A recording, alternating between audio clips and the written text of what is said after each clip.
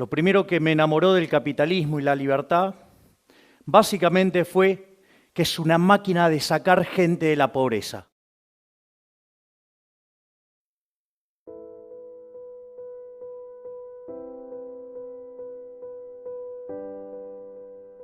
Hace poco más de 200 años, el 95% de la población del planeta Tierra estaba por debajo de la línea de pobreza extrema, es decir, vivían con menos de $1 diario. Luego llegó el capitalismo y ahora, digamos, en un mundo que tiene 7 veces más de personas, hoy las personas debajo de la línea extrema es menos del 5%. La contracara a esto es un aumento fenomenal de la productividad.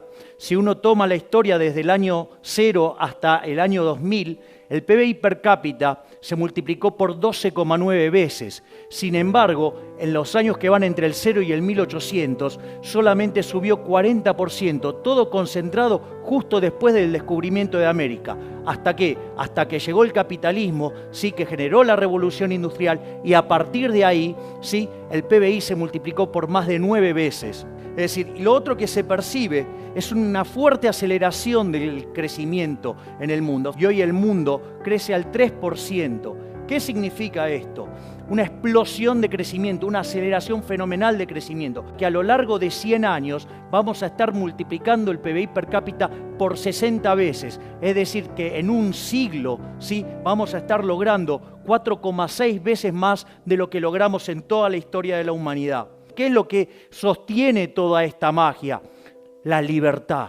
Es el modelo de la libertad. Es decir, aquellos países que son más libres crecen más que el doble de aquellos que son reprimidos, ¿sí? ¿Y cuál es la consecuencia? Que aquellos que son más libres tienen un PBI per cápita casi 8 veces más grande que el PBI per cápita de los países reprimidos.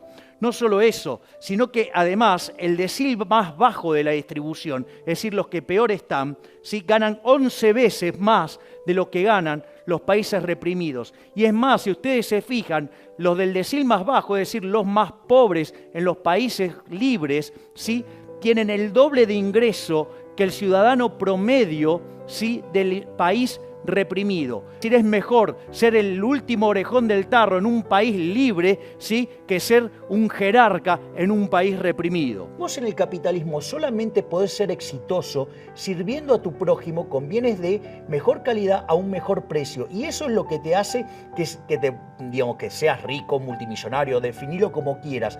Y si vos vas a aplicar impuestos progresivos, es decir, vos vas a estar castigando a los individuos que más hacen por el bienestar de la sociedad. En los países que son libres, la pobreza es 25 veces menor, ¿sí? Y no solo eso, sino que además, sí, la gente vive más. Entonces, digamos, ¿de qué se sostiene toda esta lógica virtuosa? Son 5 instituciones, las 5 instituciones del capitalismo. Y estas van combinadas, por ejemplo, la propiedad privada con los mercados libres. Es decir, ustedes no pueden hacer transacciones voluntarias si no son dueños de los bienes que están transando. Y como consecuencia, es muy importante que no haya intervención del Estado, porque cuando supongan ustedes, sí, podrían ser dueños nominalmente de algo, pero el Estado le dice cómo usarlo, cómo disponer de ello, a qué precios, eso ya dejaría, sí, de ser libre. Por lo tanto, los precios no estarían cumpliendo la función que tendrían que cumplir, porque no tendrían sentido. Entonces, digamos, es muy importante la propiedad privada para que sean ustedes los que intercambian lo que está en juego, ¿sí? Y que lo hagan libremente. ¿Por qué? Porque eso va a registrar un precio y eso va a ser una señal que se va a transmitir al sistema, y el resto de los agentes de la economía se van a coordinar respecto a ese precio. Y ahí viene la tercera institución del capitalismo, que es la competencia. Es decir, que haya libre entrada y salida. ¿Para qué? Para que los recursos se puedan reasignar entre aquellos sectores donde el precio señala que ahí hay escasez y que hay problemas por resolver, ¿sí? Y como si todo esto fuera poco, aparecen 2 instituciones más, ¿sí? Una es la que tiene que ver con la división del trabajo. Lejos de esa falacia del hombre de paja que se le acusa al capitalismo, que nos quiere todos iguales, no. Es decir, gracias a Dios somos todos distintos, somos todos desiguales, y eso permite que cada uno nos especialicemos en aquello que somos relativamente mejores, algo como que se conoce como la ley de asociación de Ricardo.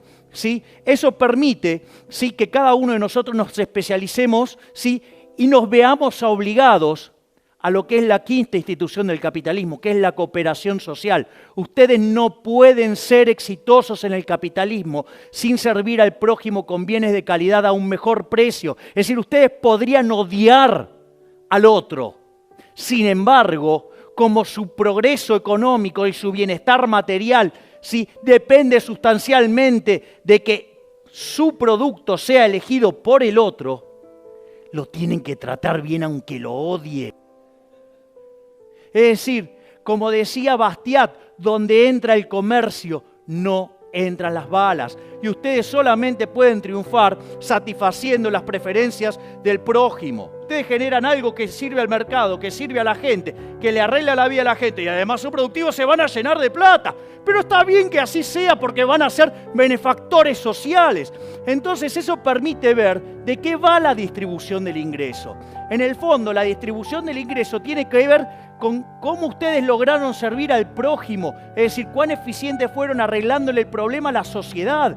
Y cuanto más productivos sean en ello, mejor les va a ir. ¿Qué hay acerca de la justicia del capitalismo? Entonces, ¿saben qué? Que todos los intercambios son voluntarios. El exitoso en el capitalismo no es ni más ni menos que un benefactor social.